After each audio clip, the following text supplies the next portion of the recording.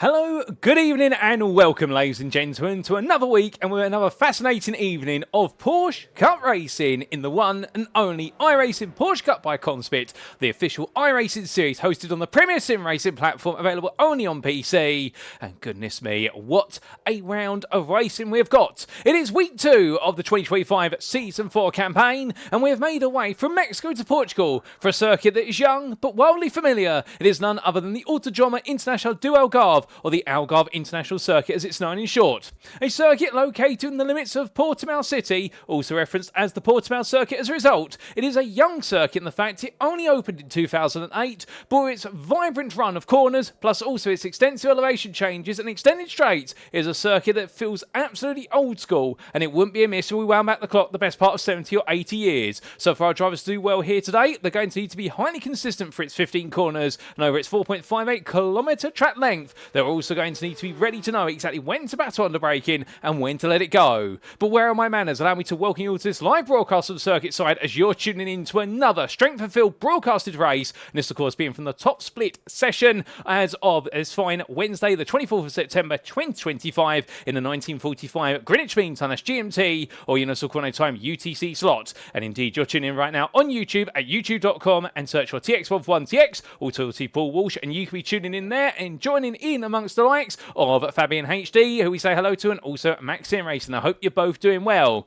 But as we get ready to go racing, 14 laps are on the agenda and qualifying is currently underway. So let's make haste. There was a little bit of a risk of rain, but it doesn't look as though we've got any rain coming to this race today, and therefore it's looking to be a dry but cloudy session throughout. And whilst the rain's not going to be here to mix things up, I'll definitely tell you one thing. We have got an incredible strength of field here, the second highest in our broadcasting history. And we look forward to unveiling who exactly is going to be the winner, or at least on the podium, come the checker flag. But to give you a recap of the season, of course, last time out, we were the Autódromo Hermanos Rodríguez, making its debut on iRacing as of the 2025 Season 4 campaign. And an absolutely brilliant circuit at that, as our drivers look ready to do dueling today from the Mexican circuit all the way here in Portugal at the Algarve International Circuit. But after today, of course, we've got plenty more rounds of racing to come, week in, week out. And next up on our calendar is none other than another new circuit, albeit made its debut a couple of seasons ago, and that is the Shell V-Power Motorsport Park at the Bend, as we'll be making our way to Australia. And for the first time in the Porsche Cup Series history, our drivers will be taking it on its extensive international out on Wednesday, the 1st of October.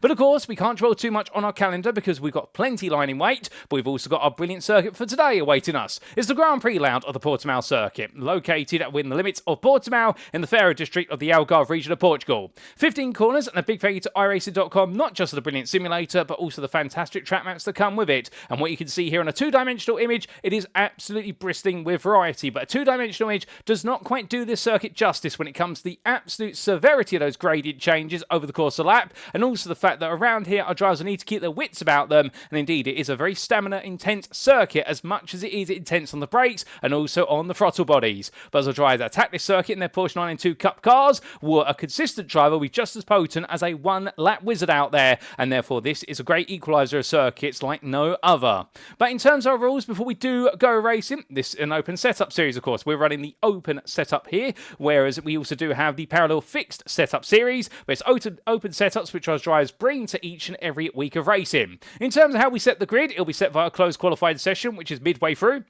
And the race shall commence via a standing start as a tradition of the iRacing Porsche Cup by CONSPIT, with drivers receiving a drive-through penalty if they accumulate 70 more instant points. If they get to 25, they'll be disqualified. But enough rules, regulation, everything in between. We're here for the racing, so let's head back to circuit. And there we do see, back on the grid, having missed the season opening broadcast last time out, it's Philip Hammer there, our highly consistent German driver, as he roars his way around, a multi-time winner of the Strength of Field broadcasted races, and a multi-time podium finisher as well. And what can he do today in the number one car?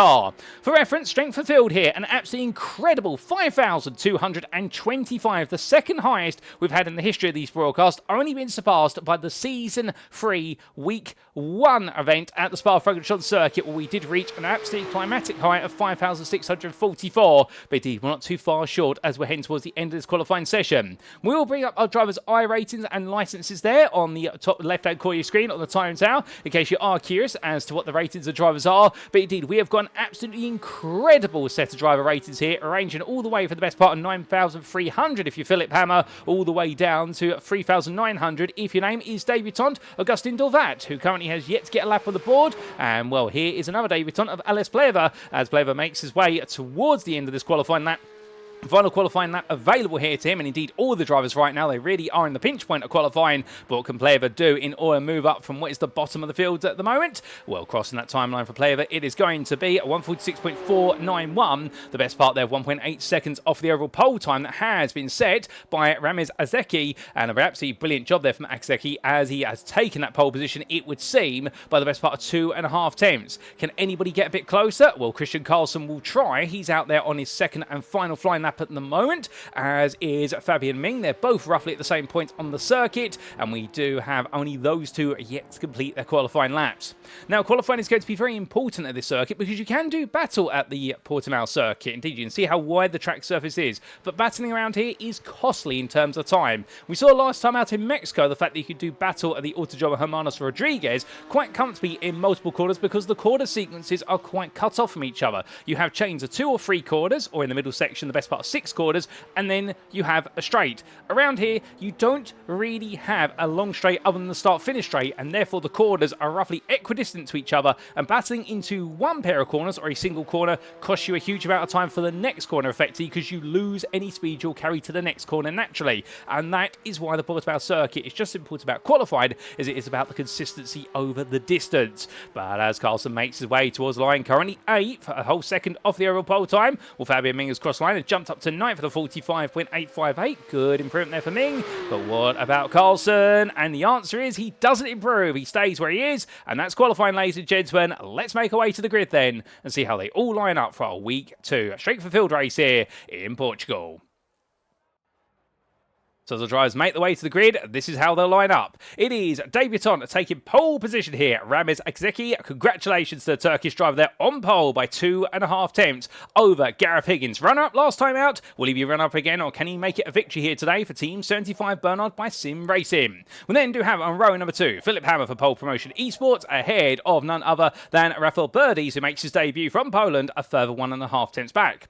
In 5th place, we have Flint Schuring, the Dutchman, who is joined by a regular fan favourite, Eden Pole for Pole Sim Racing. Then we have Nikolai Milder, the 3rd place finisher from Mexico. He starts in 7th for Racing Lab Esports, ahead of Christian Carlson, a fellow Norwegian. Then behind them, we have the Swiss of Fabian Ming, who starts today for Pole Sim Racing in 9th, ahead of top 10 completionist Jason Munson. Then 10th on a lap that's 1.1 seconds off the overall pole time. On row number 6, we do have best of the rest there. It's none other than Peter Varga, and he's going to be the company of the Hungarian driver with Thomas Frost. Behind them, on row number 7, it's regular Matt Strand for Ice Cold Racing, and he'll be in the company there of none other than Christopher Smith. Then on row number 8, we have Fraser Smith once again. Glad to see him back there, the Briton, after his ferocious fight in Mexico, where drive-through penalty hit him right at the end. And well, Carl McGuinness will join him now on the 8th row of the grid in 16th place for Pole Sim Racing. And then we have none other than Oscar Bernson, who starts in 17th, the Smiling Swede for Ice Cold Racing, powered by Max Sim Racing, ahead of debutant Augustin Dorvat. And the Uruguayan drivers then followed up by the combination pair of Alex Pleva and Sebastian Smits. They round off your top 20. And outside the top 20, let's not forget about the 2 more spots on the grid, but only one of them be occupied. It'll be our 21st and last starter. It is going to be Tobias Olsen with no Vandal lap set. He's got all the hard work to do from the back of the grid in the race for Ice Cold Racing, powered by Max Sim Racing. But the grid is all set, ladies and gentlemen, and our drivers are itching to go racing. We're itching to see how it all plays out. Lights go on. So it's 1, it's 2, it's 3, it's 4, it's 5 lights. And it's lights out. Away we go here as our drivers get underway in Portugal. Immediately cut across is Azeki there, covering off a brilliant launch from Gareth Higgins. Higgins on the offensive as they make the way down to the opening corner. And well, the 2 there, they settle their differences very quickly as Philip Hammer watches over things. Keep it calm, lads. We've got plenty of laps to go. But as the leaders make the way in towards turn number 3 for the first time on the brakes, it's line astern, but not if your name's Nikolai Melder, as he looks to do battle here with Flint Schuring. Schuring trying to go one way and Melder trying to hold him off, but Schuring trying to get his nose in there into turn number 4. Doesn't quite do it. Further back, we We've also got some brilliant battling there. Oscar Bernsson's already up 2 places, and Tobias Olsen up 4 places just behind him as they all scramble down into the hairpin. Now onto the brakes here. Jason Munson battling with Fabian Ming. You do have Ming on the inside there, Munson on the outside, and Munson right now holding on as it's all got a bit wrong there, and that's the car around. I believe that is Matt Strand who's taking a tumble, and Sebastian Smith's with him, and Strand is right at the core of that. Carl McGuinness as well. I don't know how Carl's managed to get himself there, but he brings himself back together. But it's drama, and we'll get a replay of it when we can, as the battling still carries on. Elbows out there, and that's Jason Munson trying to force Thomas Frost away from him, but Frost right now keeping the chilly reception, as meanwhile Christian Carlson battling with Ming up the hill. Ming in the blue car, and Carlson meanwhile in the grey and green machine, and over the crest of Portimão corner at turns 10 and 11, still side by side as they cover down, but in the end Carlson is going to get the upper hand, albeit for a brief moment, as Ming will now look for the counter attack up into 13, and that's a big snake wide there from Jason Munson. He completely cuts it deep. Carlson contacted there by Ming. It's all pandemonium here on the second half of the lap, and as they all come back together, well, they see Fraser Smith battling side by side here with Augustin Dovat. Dovat there on the outside trying to go all the way around the houses of the number 10 driver, and Smith here right now getting his head down and pushing onwards as he makes his way into the final quarter for the first time. But side by side they exit Galp, and that's only going to go one way. That's going to go the way of Smith here. He knows exactly where to put the car. But after one lap, it's Ramez Azeki who still leads on a 47.605 for his open up. A good lap there given the standing start, ahead of Gareth Higgins. Then it's Philip Hammer in third, ahead of Rafael Birdies in fourth. Aidan Pohl holds in a comfortable fifth, 1 place gain, much the same in Nikolai Melder in sixth. Flint Schuring lost 2 places at the start. He's down to 7th, with Thomas Frost in 8th, ahead of Jason Munson. And then it's Fabian Ming who rounds off your top 10. And what a top 10 it is right now as Ming continues to pressure Munson. And Munson, of course, with that big sideways moment battling with Frost earlier on. Well, he's fallen a little bit further back as Frost right now has really sealed the deal on 8th place, has tried to abscond. Matt Strand, unfortunately, in the pit lane with a damaged car. We'll get an understanding of what's happened to that car in due course. Christian Carlson, meanwhile, best of the rest in 11th, and only 8 tenths up the road from Fraser Smith, who's trying to stay with him. And Smith right now seems to be getting a handle on the situation and might be breaking away from Augustin Dovat in 13th. As these drivers continue their way in towards this second lap, well, now you've got to wonder exactly who's got the long distance pace here, because we've seen in qualifying, it was a very interesting qualifying session and some big names, in particular further up the order. For example, Peter Varga down in 15th at the moment. He did start in 11th place. However, over the distance, we may see some drivers who may not be the quickest on a single lap. They will have maintained their race pace over the distance and feel a bit more confident with the car. Tobias Olsen there, I believe, making his way past Augustin Dovat under braking into turns 10 and 11. And that was a bit of a lunge up the inside, but having the confidence there under braking not to risk locking up.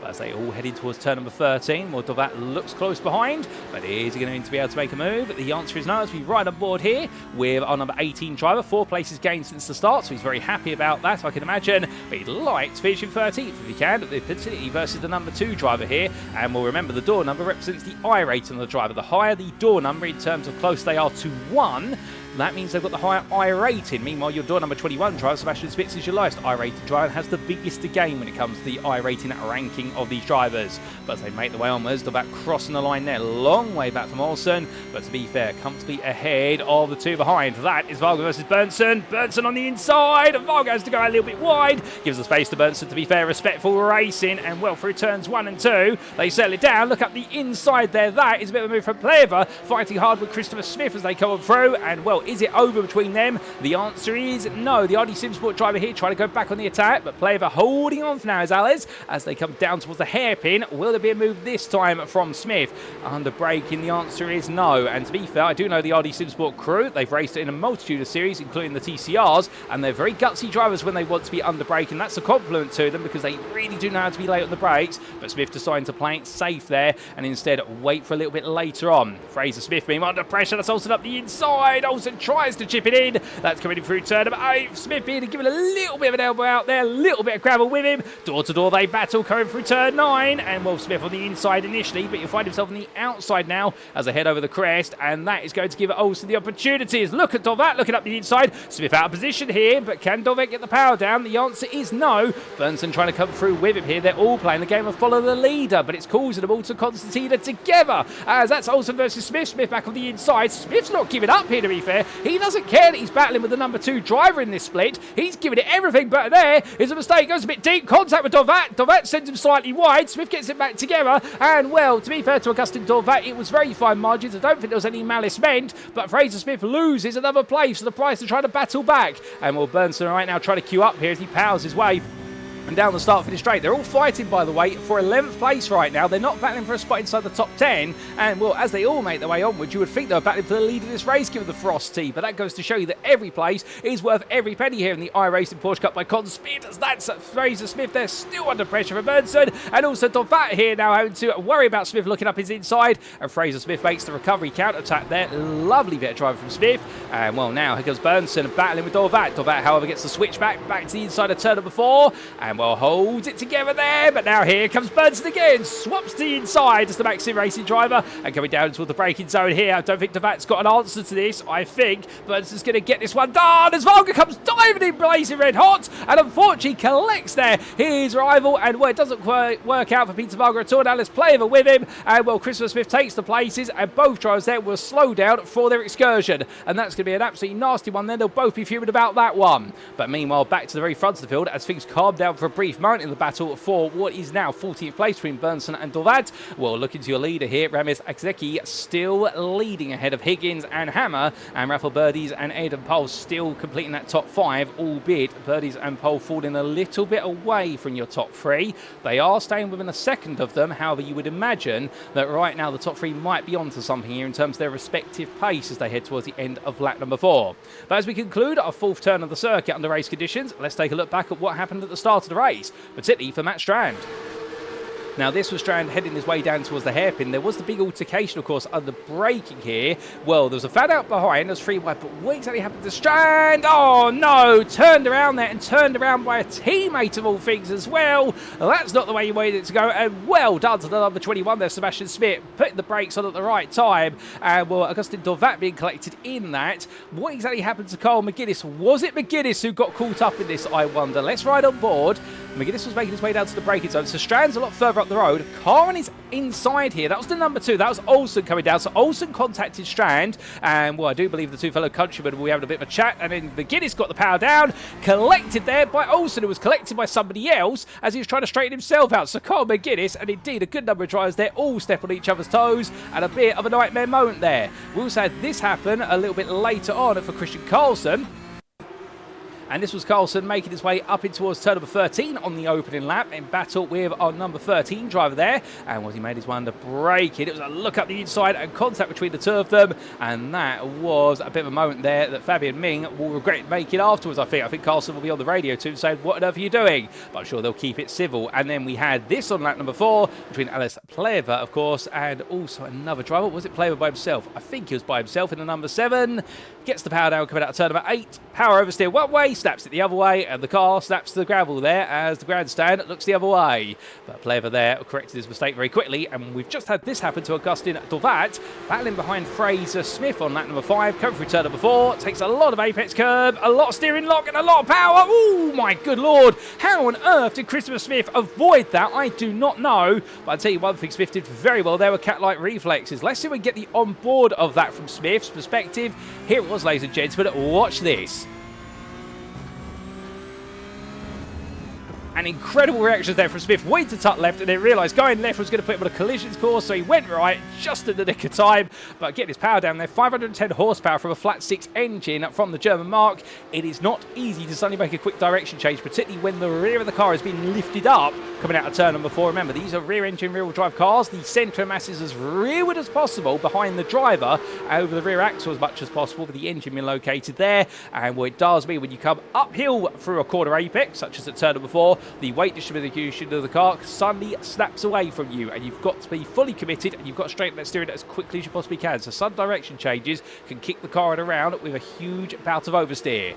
But as we return to your live racing, we are on lap number 6. Well, we do say hello to a few more of you there, including Scanigan, as always, cheering on there, Oscar Bernson, and we also do say hello there to Krista Anderson, and also to Max Andrews Racing, who's cheering on Paul Racing today. So good to have so many of you with us. So it is a little bit sad, by the way. I do see a comment there with regards to the absence of Zach Haight, who was very excited to potentially be on the grid tonight, but such is the strength of the field that Haight, I don't think, has quite made it in, although I'm not quite sure on that. I don't quite know his I rated. I can definitely tell you it does seem as though week in, week out, we are getting some regulars and we are getting some very high strength of field too, which is so lovely to see. But coming from statistics and strength of fields to the strength of our leader right now, Zeki doing a good job of keeping Gareth Higgins at bay. Philip Hammer, in fact, has fallen back towards Raffle Birdies, and well, behind him is Aidan Pole. So it looks like the Pole Promotion esports driver here might be struggling a little bit. Last lap, he was half a second slower than Nagaseki across the line. This time around, as they come across, a 45.32 for our leader, a 45.15 for second place.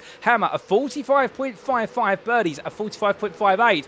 We are trending with our third place driver falling backwards to the rest of the top 5. So Hammer right now is going to have to get the defensive guard up here, albeit he's no stranger to doing it. Many of you may remember his absolutely brilliant defensive driving from the likes of, say, Circuit Zandvoort in Season 3 of 2025. We put an absolutely stoic performance there. Indeed, right now, he's definitely got the pressure building on him. Flint Schuring, meanwhile, well, the Flying Dutchman here, he's flying for all the right reasons, which is he's absolutely charged his way back up the order as quickly as he can. Well, he's behind Nikolai Melder, who today, not battling for third, battling for sixth, but Melder, to be fair, I think last time out, taking that podium position, he was surprised at that in Mexico. And I think today he'll feel as though sixth place is what he's really targeted, and right now he'll want to make sure that Schuring cannot get on through, because despite Schuring being door number 16, his pace would suggest that he's inside the top 5, but right now he's outside of it. He's got 2 places to gain if he wants to be back to where he started at this race, as we do jump aboard the front bumper here of our number 16 driver. Now at this point, what would he be thinking about as we're reaching the halfway point? Well, one of the things he'll be thinking about is he protecting the tyres enough to give himself a bit of longevity towards the end of the race? Also, he'll be looking to the car ahead and try to see where Melder is a little bit stronger compared to him at certain points, and also where he's weaker. We do have that natural concertina effect and the dirty air effect as well, which you just saw the dirty air there coming into turn 13. Sure, had to let the car roll a little bit deep, given the overspeed he picked up the hill. Going out of turn number 14, also changes lines, have a little bit of oversteer as he got the power down coming out the hairpin. Very easy to do. Remember, it's an off-camber hairpin at turn number 14. You go downhill into the apex and the corner continues to sweep away from you. Not quite different from Rivage at Circuit de Spa-Francorchamps, but sure, and right now, falling back a bit. In fact, 6/10 is now the gap between himself and Melder. He's going to have to work a little bit harder if he wants to get this gap down, but he's not taking it easy. I could promise you that, but he's going to have to try and find a way to smartly get close to the back of his rival. Back further down the field in the battle for 10th place, it is going to be the BWT machine of Jason Munson trying to hold on to 10th as Christian Carlson looks to go on the offensive. Remember, Carlson, of course, involved in a little bit of a sideways moment into turn 13 on lap number 1. The tyres were a bit piping hot, but I think he's been able to cool them down, and by cooling them down there, he feels a little bit more confident. By the way, we should point out that Matt Strand's still in the pit lane with repair work to the car. We believe his car may not make it back out, but right now, what we are definitely seeing is neither driver's backing out here as Jason Munson pins it to the inside and says to Carlson, I know what you're trying to do. If you want it, you're going to have to be a bit more inventive. But Carlson says, I've seen it all before. Let me just get the momentum up the hill. And right now, Munson going a little bit deep out of turn number 4. Was he roars his way up the hill and through it towards turn number 7. Where it does look as though there Carlson making it absolutely cleanly through. As Munson in the end just going so deep at the turn 5 hairpin, did not give himself the opportunity to defend through turns 6 and 7. And now Christian Carlson up into 10th place. His next target, Fabian Ming, who you can see here, currently running in 9th, 1.5 seconds up the road, and well, he'll be looking in his rearview mirror and realising now it's no longer Munson behind him, who he seems to be able to manage the gap to. Instead, he's got a very fast-charging Christian Carlson, who would love an opportunity to take 9th place off of him, and then it'll be Thomas Frost. And Frost, to be fair, an absolute great start to the race, but right now, it does seem as though for Frost, he's in a bit of no man's land. 3.5 seconds back from Flint Schuring, 3.5 seconds ahead of Fabian Ming. It's neither going there or backwards. He wants to ideally catch up, but the problem is I think he might be hitting his limit in terms of pace. He is 8th, he started 12th, so therefore I think he'll think to himself, you know what, we're going good, just settle for this 8th place right now. But of course the little devil on his shoulder might say to him, actually you want another place, but then he's got to try and push himself beyond his limits. And well, that is where the difficulty comes, because in these Porsche Cup cars, no ABS and no traction control. Going beyond the limits is the equivalent of risking everything around here. One lockup and that could be it, versus GT3 where the ABS is active. But meanwhile, hop, skip and a jump, that is Christopher Smith for the RD Sim Sport number 17. And well, that was almost into the air there completely as he chased after Fraser Smith, still behind Smith. These two, it's the battle of the Smiths here. This is not Family Fortunes or Family Feud. This is Sim Racing at its finest. And right now, it is Fraser ahead of Christopher as they make their way down towards turn number 5. But Fraser Smith, for all the heroics in the early stage of the race, I think he's now plateaued a little bit into 14th. He has got some damage on that car, and he'll be hoping that Christopher Smith behind him is not able to seize on it, or he hasn't got the pace to be able to get close enough to attack. Of course, it's one thing to chase, it's one thing to catch, it's another thing to pass, as late great Murray Walker once said. And we're seeing that here at Portimão today with all the drivers. The fact once you get into that dirty air, you've got to find an advantage. And well, that advantage does not easily come forth. And that's why Philip Hammer right now, as we look back to the fight for third, he may be under increasing pressure from Rafael Birdies. However, now that Birdies is win 3 to 4 tenths of him, the problem is that Birdies now has to overhaul a huge amount of dirty air. Now, the way you can offset this, of course, is by running a bit of a different setup. You can change the aero balance of the car with regards to these machines in terms of the rear wing that's on them, but already you can imagine a good number of drivers will be running near to maximum rear wing on the car, given this is a high downforce circuit. Those who shave off a bit of rear wing, it'll be for this straight in particular, the start-finish straight, to gain 1 to 2 more miles an hour top speed in clear air, and in dirty air that could equate to 3 to 4 miles an hour more top speed and enable them to close up. So we can't really add more downforce to the car to try and offset the dirty air. What do you have to do then? You have to shake the brake bias around a little bit to help get some rotation on the car, but that also increases instability off the brakes when you go from braking to coming off them. The only other thing you can do from that point onwards is try and change up your lines. You turn in a little bit early, you brake a little bit earlier, and try to get the nose of the car to tuck in nice and early, and the dirty air will naturally carry it on its racing course. And that's what you're seeing Birdies do there into the turn 5 hairpin. He knows that dirty air is going to pull the car deep, so he's broken a bit earlier, turned in nice and early, and the car's actually nicely synced up when he's got the power down. He's loaded up the rear right tyre there, and it's just pushed the car through the hairpin. And you'll see it again here coming through turn number 8, where Birdie's just taking a slightly different line compared to the racing line that Hammer's taken in order to make sure he doesn't lose any time to the car in front of him. And it's brilliant driving between them as they make the way in towards Portimão bend. Such a tricky bend, turns 10 and 11. And well, there you can see Birdie's going a little bit deep, just that dirty air pulling the car wide. A twitch to the nose there as he makes his way in towards turn number 12 in order to make sure that front end is all hooked up, and the weight again pitch forward now as he heads into the switchback sequence of hairpins here at 13 and 14. But whilst all this has been happening, we have had Agustin Dorvat have to make his way into the pit lane, and I do believe there has been a bit of an altercation for Dorvat. What exactly has happened to him, and also a bit of an altercation for Thomas Frost, we will try and find out very shortly. But first, ladies and gentlemen, here is Thomas Frost battling with Jason Munson, and Munson getting past him at turn 13. Frost back on the inside here, down through 14. Munson goes to turn in, then suddenly realises he can't because there's a car there, and well, Frost gets the place back, but Thomas Frost was running happily in 8th place. This is unusual, and Munson right now is not going to let this go. In fact, he's going to try and tee things up here, try and move back into the top 10. But Frost, I think, has got enough here. 2.5 attempts. Now they build up the overspeed as they power their way down the start-finish straight. But what's the answer to the question of can Munson catch him? The answer is no, he can't. 2 attempts is the gap, and he has to back off there. There is no way through. Even with a lunge, it would be way too far, and he wouldn't have enough first-class stamps to make that happen, no matter where he sends it from. But coming in towards turn number 3, well, Tobias Olsen is not too far off the back of this. The number 2 driver who's still trying to make headwind up here, as we have just had Agustin Dorvat leave the pit lane, but Munson with a much better exit. Out of turn number 4, here they come down towards the hairpin. Munson's going to go for it, but Frost says, I see what you're trying to do, puts it in the middle of the road. Munson there doing a bit of a fight, trying to dummy out Frost, get him to outbrake himself, but Frost this time just nailing it on the brakes. So Munson here close, but not quite close enough to get into the head of his rival, and indeed right now just trying to chop and chisel away at the gap and trying to force out an error in this fight for 10th place. Just in front of his Christian Carlson at 1.1 seconds up the road, and he's almost on the back of Fabian Ming right now, so we could see a 4-way battle for 8th place if things should go that way. But how did we get here is the question maybe you'd be asking. Well, here's the replay of what happened to Thomas Frost on lap number 10. Now, it was turns 1 and 2. Start of the lap, takes a lot of apex curb and gets run out wide. The car rises down the left-hand side tyres on the exit curb of turn 1. It goes sideways. Thankfully, he's able to slide it to a halt on the runoff area, and the car didn't go fully around. But that is how Fabian Ming and Christian Carlson both snuck up there. And then, well, Frost was under pressure with Jason Munson, who made the move. We caught a glimpse of it into turn 13 on the remainder of the lap. But coming back to your live racing, well, we do have the best part of 3 laps left on the board, and right now our race leader Ramez Aseki still under a bit of pressure from Gareth Higgins, and well, Higgins right now in fact has brought that gap down a little bit. Last couple of laps Higgins has been matching lap times back and forth. It really is a battle of lap times between these two, and well, that does sound a little bit obvious. However, we show you the lap times at the bottom of your screen, and there you can see our leader has been the faster driver for the best part of 2 of the last 5 laps, but it is Higgins who is the fastest of the pair of them and has gained a little bit in the overall net delta. So that is why Higgins is right there and is looking to try and pounce when he can. But the only problem is, for everything he can do, Ramirez Exeki can do the same. It does seem to be this real duel with regards to lap time, and of course Higgins has yet to really get into that dirty air zone of the lead car. The number 4, of course, putting out a huge break in the air in front of it, but it does leave a big wake of dirty air, and therefore that is going to be the challenge right now. As Higgins, if he can get within half a second, what can he then do on top of what he's already doing with the car? Well, speaking of a driver who's well within a quarter of a second of the car in front, Tobias Olsen over the back of Munson. If he was any closer right now, I think he would be a touch of the rear wing.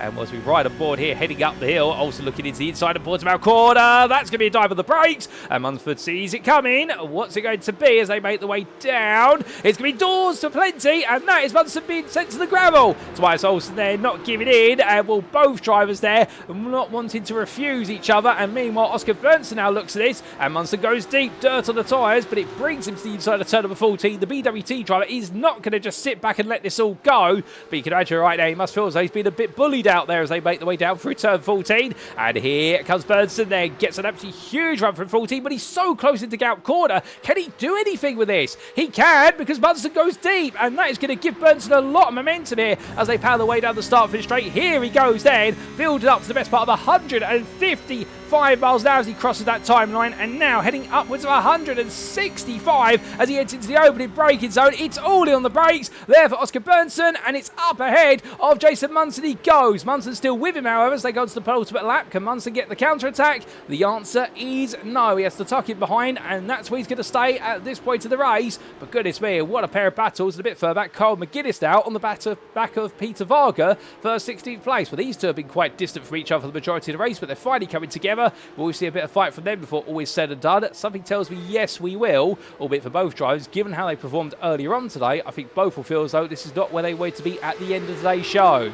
But heading down towards turn number 5, that's the way it's gone for them, and right now it's about the damage limitation as Fraser Smith heads off into the distance through turn 6 and into 7 already. But look at Christopher Smith. The battle of the Smiths continues, and for everything that Christopher Smith is fried at this, as we ride aboard looking back from the coral machine of Fraser. Well, right now, number 10 driver here definitely doing everything right to hold on to 14th place. And well, I think it feels like top 10 was on the cards, but it hasn't quite worked out. But sometimes that's the way it goes. And we're going in towards turns 10 11 right now. If he can hold off Christopher Smith, I think he'll be very happy to get one over the RD Simsport driver. And this is definitely a great little rivalry that's building between these two. And well, in the battle of the Smiths, we'll see who reigns supreme the next time around. Because as they make the way out of turn number 13, you can see Christopher Smith literally leeching off the back of his rival and really getting nice and close on the braking. And I think right now for Fraser, it's all about car positioning and just trying to blunt the momentum of the number 17. But from them, our race leaders are into turns 1, 2 and 3. Here they are, and Azeki ahead of Higgins still with 2.6 seconds to Philip Hammer. And Hammer right now has Raffle Birdies right behind him, but the Polish driver can't find a way through. And then Aidan Pohl, meanwhile, I think has settled for 5th at this point. He's not got the pace of the top 4, but he has got the pace to make sure that Nikolai Melder and Flint Schuring, who you can see in the rear of the picture, are not going to get close enough to him to look for a move, so long as he doesn't make a mistake. But battle of the Smiths, we come back to it in towards turns 1, 2 and 3. And right now, well, Christopher Smith from RD Simsport, I don't think he can get any closer than that. I think he's throwing everything at this and trying to get it done as best he can.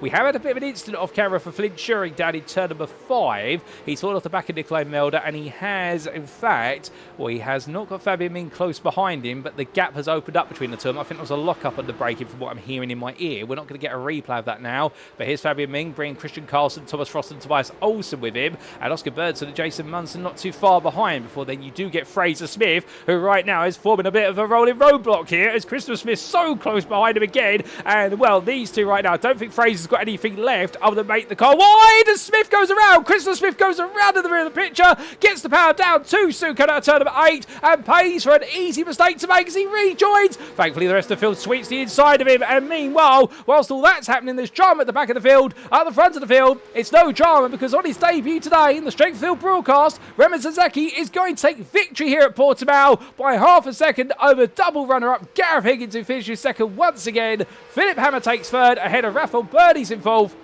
And it'll be Aidan Pole who completes your top 5 ahead of Nikolai Melder, with Flint Schuring in the end having to settle for 7th after chasing down Melder for so long, but a late mistake cost him. Fabian Ming will then come at home in 8th place. What an effort from him to hold off Christian Carlson, who takes 9th. Thomas Frost will round off your top 10 ahead of Tobias Olsen. Oscar Bernson in the end does outpace Jason Munson to line for 12th. And then it will be Fraser Smith, who, despite all the pressure put on him in the Battle of the Smiths, proves to be the superior Smith today ahead of Christopher Smith, with Peter Varga taking 15th place just ahead of Carl McGuinness, albeit that's on the road. But there is a post-race time penalty for Varga that's going to demote him. And then Alice Playerville takes 17th ahead of Christopher Smith, with Sebastian Smith being the final driver to finish this race on the lead lap. And he will take 19th place there in a bit of a difficult day today for the number 21 driver, but he was the lowest I-rated driver on the grid, so therefore I think he just expected to go into this one and have a bit of fun. As meanwhile, Augustin Dovat, who definitely put on a great display of some fun earlier on in the race, well, in the end, a major incident put him a lap down, but he will finish 20th there, having only completed 13 of the 14 laps. But goodness me, ladies and gentlemen, what a race.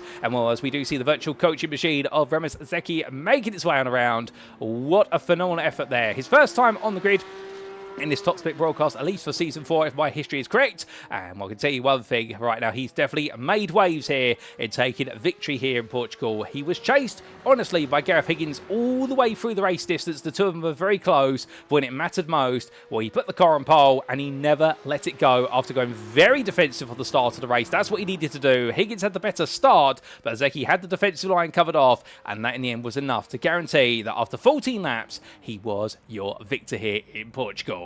But with that, let's take a look at the race results subject to Eddie Stewart's inquiries. And here they are, folks, for our Week 2 top split broadcast in the iRacing Porsche Cup by CONSPIT 2025 Season 4. Remus Zeki then, your winner. A brilliant effort for the Turkish driver there by half a second over Gareth Higgins. The Team 75 Bernard by Sim RC driver, throwing everything at this one, but having to settle for second once again. But he's picked up plenty of podiums in his career in these top split broadcasts, and he has another one to the virtual cabinet. Philip Hammer, third today for pole promotion esports, didn't have the pace of the top two, but definitely had the pace and endurance to make sure the raffled birdies behind him could not find a way through. Aidan Pole took 5th place in the end, a bit of a quiet one for the American driver for Pole Sim Racing, but the team will be very happy with his effort, ahead of Nikolai Melder for Racing Lab Esports, and the number 8 driver there, despite a little bit of a scrappy start in amongst the mid-pack, well, in the end he held on to that 6th place and was a very happy finish for him. Flint Schuring, 7th place there on his debut. He'll be one to watch out for going forward, because the Dutchman there showed an incredible sense of pace. However, it got a little bit too much on the final lap and therefore had to settle for 7th rather than chase down 6th. Fabian Ming took 8th place there, the Pole Sim Racing driver, making it a top 10 for himself and his teammate. And what an effort from him in the number 13, particularly when he had Christian Carlson and Thomas Frost round off the top 10 immediately behind him. We also have to include the ice cold racing powered by Max Sim Racing pair there of Tobias Olsen and Oscar Bernson. Best of the rest of the former, and for the latter it was a 12th place, but they were right in the hunt at the end. A second ahead of Jason Munson, who will be a little bit incensed about the elbows out racing between himself and the two smiling Swedes. However, the British driver there definitely put on as much elbow craft as he could, but in the end, being fair, it didn't quite work out for him. Behind the number 14 driver is fellow countryman Fraser Smith, who held on to 14th by the skin of his teeth, with Carl McGuinness there settling for 15th and being promoted to 15th place with the demotion of your original 15th place finisher of Peter Varga, a post-round penalty. And then we did see Alice Player in 16th for core team, ahead of RD Sim Sports Christopher Smith, with Sebastian Smith finishing in 18th place, and behind the German driver, it was the Hungarian demoted to 19th for a post-race time penalty for a black flag. Well, it was 19th for Peter Varga, a frustrated end to the day, but finishing as per his door number, so there's a little bit of poetry in that. It was a lap down for Augustin Dovat, but the Uruguayan driver in the end settling for 20th and finishing the race, which is what we like to see. And unfortunately, we did have one retiree. It was Matt Strand after the open lap incident, the ice-cold racing powered by Max Sim Racing driver retiring with only a lap term. So 21 starters, 20 finishers, and 19 on the lead lap. But at the very top of it all, Remus Zeki taking a brilliant win ahead of Gareth Higgins and Philip Hammer, who made up the podium. Well, goodness me, ladies and gentlemen, as quickly as the tarmac roared to life with racing here in Portugal, it's gone silent. And well, as it goes silent, let's take a moment to talk a little bit about our title sponsor for this series. And that, of course, is the sim racing hardware provider, CONSPIT. If you are looking to take your sim racing to the next level, then why not consider CONSPIT? As the pro driver's choice of sim racing hardware, CONSPIT offers one of the most comprehensive lines of hardware products to sim racers around the world.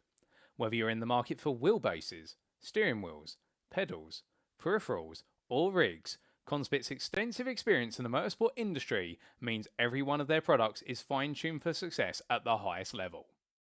But do not just take our word for it. We're brand ambassadors including 2022 Grand Prix Macau GT Cup champion Luo Kaliu, 2022 Porsche Carrera Cup Asia champion Liu Ye, 2022 Chinese Touring Car Championship champion Rodolfo Avila, and 2023 GT World Challenge Asia GT3 AM Cup champions Climax Racing. You shall be in pole position for victory when you invest in CONSPIT's hardware. If you'd like to know more, be sure to head to conspit.com today.